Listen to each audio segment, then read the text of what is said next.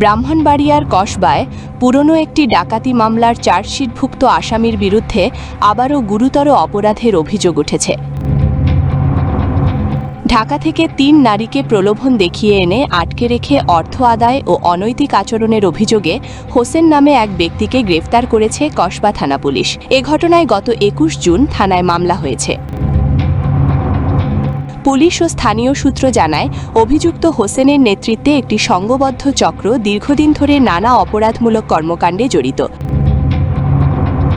অনুসন্ধানে জানা গেছে, চক্রটির কয়েকজন সদস্য মাছ ব্যবসার আড়ালে ভারতীয় পণ্যের চোরাচালান করতেন। সম্প্রতি বিজিবির অভিযানে তাদের বাড়ি থেকে বিপুল পরিমাণ অবৈধ ভারতীয় পণ্য উদ্ধার করা হয়েছে।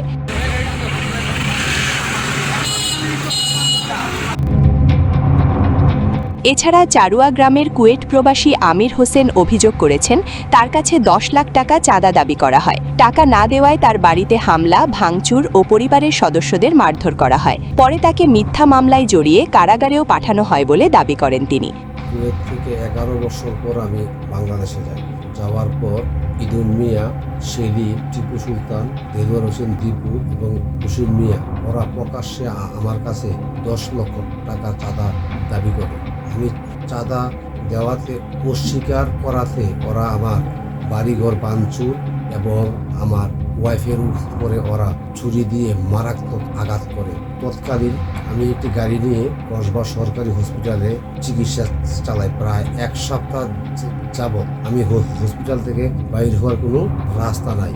ওদের সন্ত্রাস বাহিনী আমাকে পুরো হসপিটাল গ্রাউ দিয়ে ইদুন মিয়া কসবা থানা আমার নামে মিথ্যা মামলা করে আমাকে জেলে দেয়। আমি জেল থেকে আসার পর ১০ নং বাইক ইউনিয়নের বিধায়ক চেয়ারম্যান মেম্বার ইটালি প্রবাসী ফারুক, সিরাজুল হক শিশু মিয়া ওদের মাধ্যমে ৩০০ টাকার একটা স্টাম্প হয় যে এখন তো রমজান মাস, রমজান শেষে আমরা সমাজের ১০ জন লোক বসে এটা একটা সুন্দর পরিবেশ করব।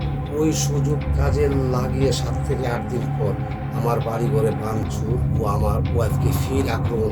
দুবার আমি আক্রমণের শিকার। আমি একজন প্রবাসী, যার কেউ নেই, তার আল্লাহ আছে। ওইটার দিকে কেন্দ্র করে আমি আবার প্রবাসীর দিকে রওনা হব। তৎকালীন হুসেনের বউয়ের ৪ মাসের একটা শিশুকে ওরা ইনজেকশনের মাধ্যমে নষ্ট করে আমাকে মিথ্যা মামলা দেয়। স্থানীয়দের অভিযোগ, চক্রটি চাঁদাবাজি, সালিশের নামে প্রতারণা, ভয়ভীতি প্রদর্শন, চোরাচালান এবং মিথ্যা মামলা বাণিজ্যের সঙ্গে জড়িত। তবে অভিযুক্তদের পরিবারের দাবি, তাদের বিরুদ্ধে আনা সব অভিযোগ মিথ্যা ও উদ্দেশ্য প্রণোদিত।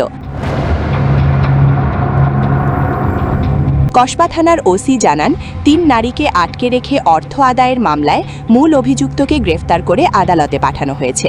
অন্যান্য অভিযোগও গুরুত্বের সঙ্গে তদন্ত করা হচ্ছে এবং দোষীদের বিরুদ্ধে আইনগত ব্যবস্থা নেওয়া হবে।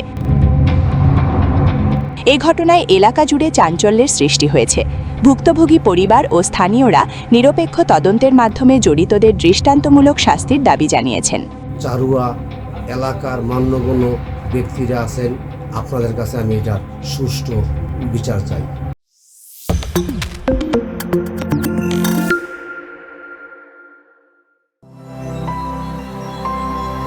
হোমনা টিভি, সত্য প্রকাশের অনুসন্ধানে।